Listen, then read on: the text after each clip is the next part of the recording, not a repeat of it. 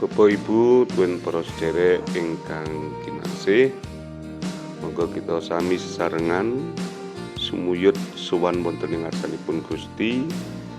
Mliginipun kagem sedherek kita wonten ing kelompok 8 lan ugi kanca rencang BHMJ dalam sising pasamuan nyengkuyung wonten ing pandonga kagem Bapak Suparman kelompok 8 ingkang ing wanci menika badhe nglampahi operasi supados anggenipun operasi lampahan kanthi kansar tansah nyengkuyung wonten ing pandonga.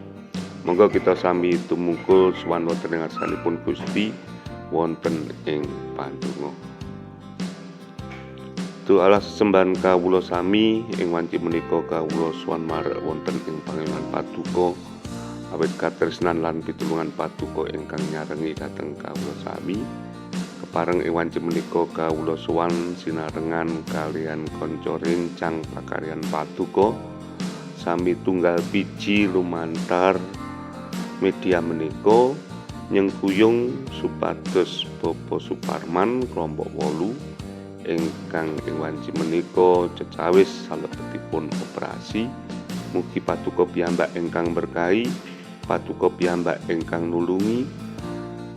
Operasi menika dados sarana Paduka mulihaken ngiyataken badanipun supados tansah nglajengaken sekateng pakaryan Paduka. Kepareng Paduka ugi tansah nyarengi anggenipun para medis peralatan ingkang wonten papan kangge operasi supados sedaya menika kangge sarana